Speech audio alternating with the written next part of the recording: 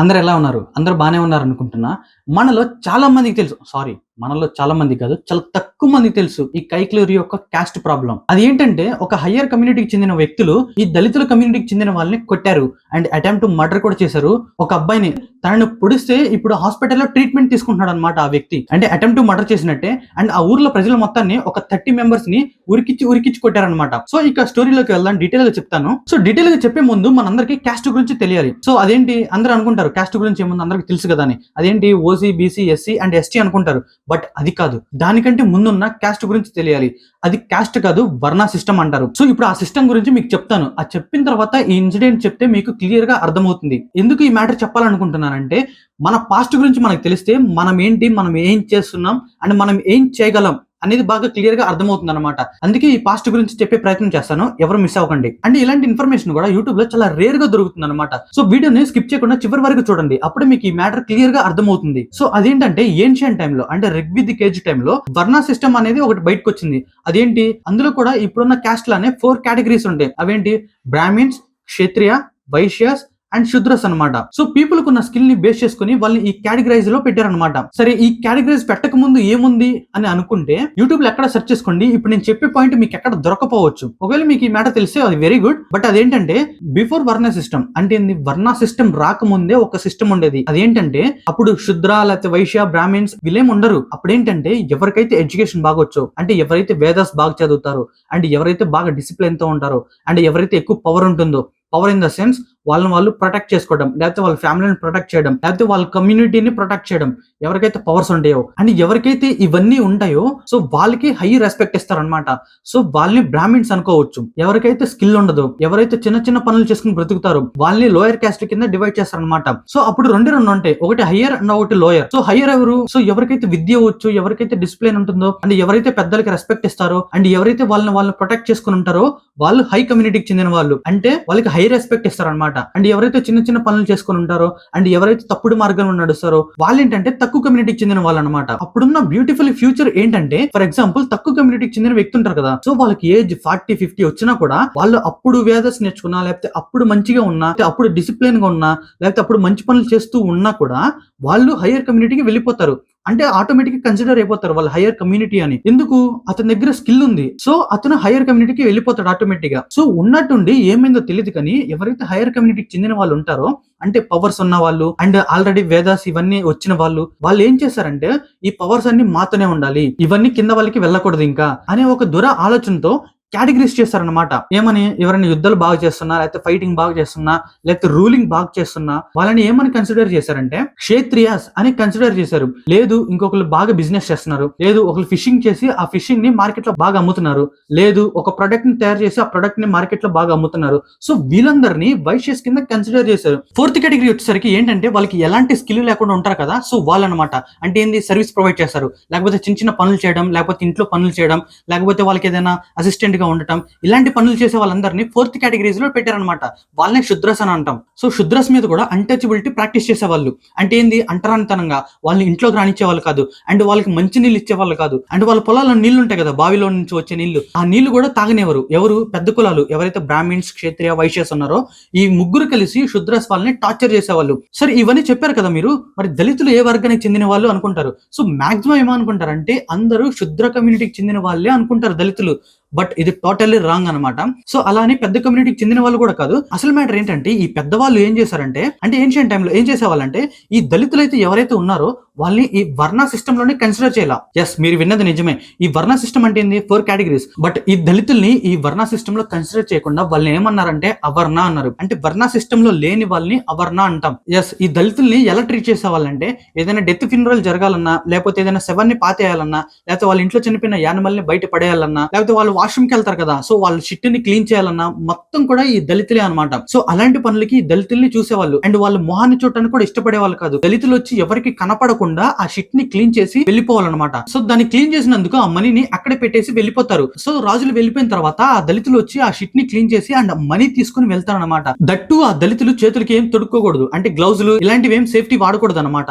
So వాళ్ళు అంతే చేతులతోనే అది మొత్తం క్లీన్ చేసి పడేయాలి. అండ్ డెత్ ఫ్యూనరల్స్, ఆ ఊర్లో ఎవరైనా చనిపోయినా కూడా ఊరి చివరన ఉన్న దళితుల్ని పిలిచి ఆ శవాన్ని తీపిస్తారనమాట. అంటే వాళ్ళు పట్టుకోరు, పెద్ద కులానికి చెందిన వాళ్ళు శవాన్ని పట్టుకోవడానికి కూడా ఇష్టపడరు, ఎందుకంటే పొల్యూట్ అయిపోతారేమో మనుషులని. బట్ దళితులు మాత్రమే వచ్చి ఆ శవాన్ని తీసి పాతి పెట్టాలి. ఇక్కడ మీరు క్లియర్ గా అబ్జర్వ్ చేస్తే ఏంటంటే పెద్ద కమ్యూనిటీకి చెందిన వాళ్ళు దళితుల్ని ఎలా కన్సిడర్ చేస్తున్నారు, చచ్చిన శవంతో కన్సిడర్ చేస్తున్నారు. అంటే దానికి వాల్యూ ఉండదు అండ్ వీళ్ళకి వాల్యూ ఉండదు, అంటే పొల్యూటెడ్ పర్సన్స్ లాగా కన్సిడర్ చేస్తారనమాట. సో ఈ వీడియో చూసే వాళ్ళకి చాలా మంది డౌట్ వచ్చింది, ఏంటి బ్రో నువ్వు ఏమైనా చూసావేంటి, చూసినట్టు చెప్తావేంటి, అసలు ఏం తెలుసు అని అడుగుతా ఉంటారు. సో మీరు ఒకటి క్లియర్ గా అబ్జర్వ్ చేస్తే 80% విలేజెస్ లో ఈ దళితుల ఇల్లు మాత్రం ఊరు చివరనే ఉంటాయి. మీరు క్లియర్ గా అబ్జర్వ్ చేస్తారో లేదో నాకు తెలియదు, కానీ నేను చాలా వరకు చాలా ఊర్లో చూశాను. ఎక్కడ ఊరు చివరన ఉంటారు, లేకపోతే ఊరు స్టార్టింగ్ లో ఉంటారు, లేకపోతే సెపరేట్ గా ఉంటారు. ఆ కమ్యూనిటీకి చెందిన ఇల్లు మాత్రం ఒక గ్రూప్ గా ఉంటాయి అనమాట. ఇది లైవ్ ఎగ్జాంపుల్. నాకు ఎలా తెలుసు ఏంటంటే నేను కొంచెం రీసెర్చ్ చేస్తా ఉంటా. So I'm also anthropology students, that's why I know about this. And నేను ఈ టాపిక్ మీద 3 hours కూర్చొని ఇంతే మాట్లాడగలను, ఎవరు డిబేట్ కి వచ్చినా సరే. బట్ ఇక్కడ ఏంటంటే టు ద పాయింట్ మాట్లాడాలి కాబట్టి ఈ వర్ణ సిస్టమ్ తెలిసింది. అండ్ వర్ణ సిస్టమ్ ముందు ఎలా ఉందో కూడా మీకు చెప్పేశాను. అండ్ ఇప్పుడు ప్రెసెంట్ ఉన్న క్యాస్ట్ సిస్టమ్ ఏంటంటే మనందరికి తెలుసు. మనందరం ఏమనుకుంటాం, ఈ 2025 లో మనం బ్రతుకుతున్నాంగా, ఇంకా టెక్నాలజీ ఇవన్నీ వస్తున్నాయి, ఈ క్యాస్ట్ సిస్టమ్ ఇవన్నీ ఏంటి బ్రో అసలు లేదు కదా అని చాలా మంది అనుకోవచ్చు. బట్ అలా అనుకున్న వాళ్ళు పప్పులో కాలేసినట్టే. సో ఎందుకంటే ఇప్పటికి కూడా క్యాస్ట్ డిస్క్రిమినేషన్ ఉందన్నమాట.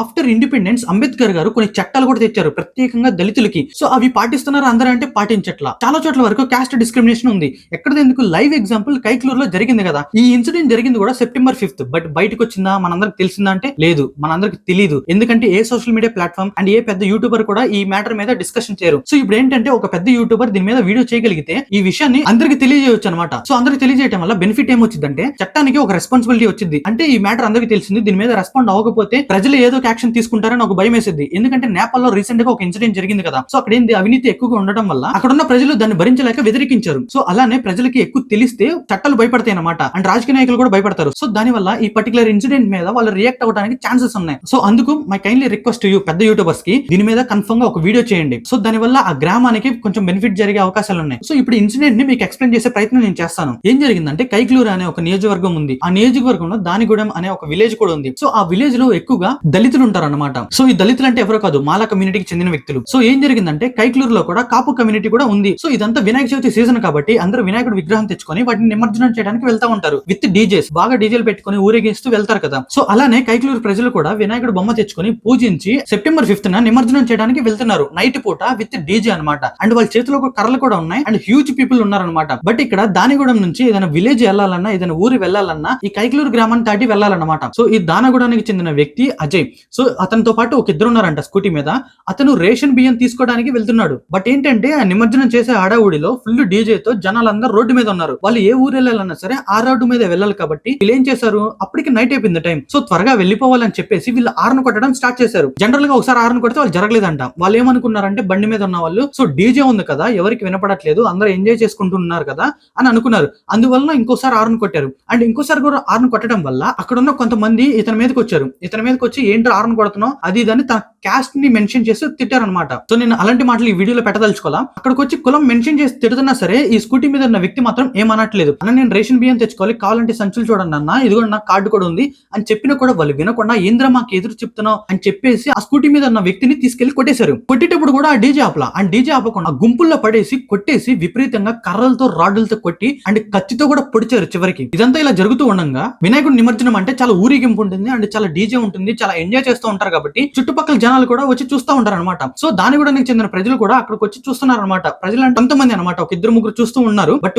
వాళ్ళు ఏంటి గొడవ జరుగుతుంది అని వెళ్ళి చూసే లోపు ఆ ఊరికి చెందిన వ్యక్తి అనమాట. సో అతన్ని లాకెళ్దాం అని ట్రై చేసే లోపు వీళ్ళను కూడా అటాక్ చేసి కొట్టారు. సో ఇలా కొట్టారు కదా, అక్కడ ఉన్న చిన్న పిల్లలు ఆ ఊరిలో చెప్పారు. ఏమని చెప్పారంటే అమ్మ మీ పిల్లల్ని ఇలా కొడుతున్నారు, ఇలా చంపేస్తున్నారు, చచ్చిపోయారేమో, అలా పడిపోయి ఉన్నారు అని చెప్పిన వెంటనే ఆ గ్రామానికి చెందిన కొంతమంది వ్యక్తులు అంటే ఒక 20 నుంచి 30 మంది దాకా వెళ్ళారంట. బట్ వెళ్ళినా కూడా స్టిల్ వాళ్ళు భయపడకుండా ఆ గ్రూప్ అంటే మొత్తం కుర్రలే ఉన్నారంట, కర్రలు పట్టుకొని కత్తులు పట్టుకొని వచ్చిన 20-30 మందిని కూడా ఊరి వెళ్లేదాకా ఉరికి కొట్టారంట. సో ఇది ఎంత బాధాకరమైన విషయం. మరి ఇంత జరుగుతుంటే పోలీసులు లేరా, పోలీస్ కాల్ చేయొచ్చు కదా అని అనుకోవచ్చు. బట్ ఇదంతా పోలీసుల ముందే జరుగుతుంది. పోలీసులు కూడా ఏం చేయలేకపోయారు. అసలు పోలీసుల చేతులకి లాఠీలు ఎందుకు ఇస్తారు? ఎక్కడైనా అన్యాయంగా గొడవలు జరిగితే ఆ గొడవలు ఆపడానికి ఈ లాఠీలను ఇస్తారు కదా. పోలీసుల చేతిలో ఉన్న లాఠీల్ని లాక్కొని ఆ కుర్రాళ్ళు ఆ ఊరి మీద దాడి చేయడానికి వెళ్లారు. ఇది ఎంత బాధాకరమైన విషయం. ఆ లాఠీలతోనే ఆ ఊరోళ్ళని కొట్టారనమాట. ఈ ఇన్సిడెంట్ జరిగింది సెప్టెంబర్ 5th. నేను వీడియో రికార్డ్ చేసేది సెప్టెంబర్ 13th అనమాట. ఆల్మోస్ట్ 8 days అవుతుంది. అయినా కూడా ఈ న్యూస్ పెద్దగా ఎవరికి తెలియదు అండ్ ఎవరు రెస్పాండ్ అవ్వట్లేదు కూడా. వెళ్ళి పోలీస్ కంప్లైంట్ చేసి ఏంటి అని అడిగితే వాళ్ళు ఏం చెప్తున్నారంటే, ఓకే మీరు కేసు పెట్టండి, ఎవరెవరు మిమ్మల్ని కొట్టారో వాళ్ళ పేర్లు చెప్పండి, మేము వాళ్ళ మీద యాక్షన్ తీసుకుంటామని చెప్పారు. బట్ వాళ్ళ పేర్లు ఇచ్చి కంప్లైంట్లు ఇచ్చినా కూడా వాళ్ళు ఏం చెప్తున్నారంటే, పోలీసులు మీడియా అడిగితే, సో ఎవరి మీద అయితే కేసులు నమోదైనాయో వాళ్ళ మీద యాక్షన్ తీసుకున్నాం అండ్ వాళ్ళు మేము అరెస్ట్ చేసామని చెప్తున్నారు. బట్ ఆ గ్రామస్తులు ఏం చెప్తున్నారంటే, మేము కేసులు పెట్టిన వ్యక్తుల మీద ఎలాంటి యాక్షన్ తీసుకోలేదు, వాళ్ళు ఇంకా మా కళ్ళ ముందే తిరుగుతున్నారు, వాళ్ళ మీద ఎలాంటి యాక్షన్ తీసుకోలేదు, మాకు త్వరగా న్యాయం చేయండి అని అడుగుతున్నారు అనమాట. సో నా రిక్వెస్ట్ ఏంటంటే, ఈ వీడియో చూసే వాళ్ళకి ఈ వీడియోని మీకు తోచిన వాళ్ళకి షేర్ చేయండి. ఎందుకంటే ఈ న్యూస్ బయటికి రావాలి, అందరికీ తెలియాలి. ఎందుకంటే ఇంకా కాస్ట్ పిచ్చి ఉంది అని అందరికీ తెలియాలి. సో అప్పుడే ప్రభుత్వం అయినా రెస్పాండ్ అవుతుంది చూద్దాం. ఎవరో కొంతమంది బుద్ధి లేని వాళ్ళు చేశారని వాళ్ళు మొత్తాన్ని మనం అనకూడదు, అది తప్పు కూడా. ఇక్కడ పాయింట్ ఏంటంటే, కాపులో కూడా చాలా మంది మంచి వాళ్ళు ఉన్నారు అండ్ ఎక్కడో ఇలాంటి చెత్త వాళ్ళు ఉన్నారు తప్ప చాలా వరకు మంచి వాళ్ళు ఉన్నారు అండ్ అందరూ నాకు ఫ్రెండ్స్ కూడా ఉన్నారు. సో ఈ ఇన్సిడెంట్ ని బేస్ చేసుకుని వాళ్ళు మొత్తాన్ని అంటాం మన తప్పు. అలానే ఎవరైతే అటాక్ చేశారో నేను వాళ్ళకి సపోర్ట్ చేయట్లా, వాళ్ళకి ఎప్పటికీ నేను వ్యతిరేకమే. బట్ ఇక్కడ పాయింట్ ఏంటంటే, ఎవరైతే అటాక్ చేశారో వాళ్ళకి ఈ విన్నపం. సో మొన్న ఎవరైతే దళితుల పైన అటాక్ చేస్తారో వాళ్ళకి చెప్తున్నా, అది ఏంటంటే, మీరు కాపు కమ్యూనిటీకి చెందిన వాళ్ళే కదా. నేను మొత్తాన్ని అనట్లా, డిస్క్లైమర్, నేను మొత్తాన్ని అనట్లా, చాలా తక్కువ మంది అని అంటున్నా. ఎవరైతే ఇలాంటి లుచ్చ పనులు చేస్తున్నారో సో వాళ్ళని అంటున్నా. ఈ కాపు కమ్యూనిటీకి చెందిన వాళ్ళు ఉన్నారు కదా, సో వీళ్ళు కూడా ఒకప్పుడు శుద్ర కమ్యూనిటీకి చెందిన వాళ్ళే. మీకు ఇంతకుముందు ఆల్రెడీ చెప్పే కదా, వర్ణ సిస్టమ్ ఎక్స్ప్లెయిన్ చేసేటప్పుడు శుద్ర కమ్యూనిటీని ఎలా ట్రీట్ చేసే వాళ్ళు కూడా. సో ఈ కాపు కమ్యూనిటీ వాళ్ళు కూడా ఈ శుద్ర కమ్యూనిటీకి చెందిన వాళ్ళే. సో వాళ్ళు తెలుసుకోవాల్సిన విషయం ఏంటంటే, మీరు కూడా ఒకప్పుడు ఇలాంటి బాధలు అనుభవించిన వాళ్ళే, అన్టచబిలిటీకి గురైన వాళ్ళే అని. మీకు కూడా ఒకప్పుడు క్యాస్ట్ డిస్క్రిమినేషన్ జరిగింది. బట్ అవన్నీ మర్చిపోయి మళ్ళీ ఇప్పుడు మీకంటే తక్కువ కులాల మీద ఎగబట్టడం ఇది చాలా వరకు తప్పు. ఐ హోప్ ఈ వీడియో మీకు అర్థమైంది అనుకుంటున్నా. ఒకవేళ అర్థం కాకపోతే మళ్ళీ చూడండి, క్లియర్ గా అర్థమవుతుంది. అండ్ ఈ వీడియోని వీలైనంత మందికి షేర్ చేయండి అండ్ వీడియో నచ్చితే లైక్ కొట్టండి. ఎందుకంటే ఒక 10 మందికి షేర్ ఇద్ది. ఇలాంటి వీడియోలు మాక్సిమం ఎవరు చూడకపోవచ్చు.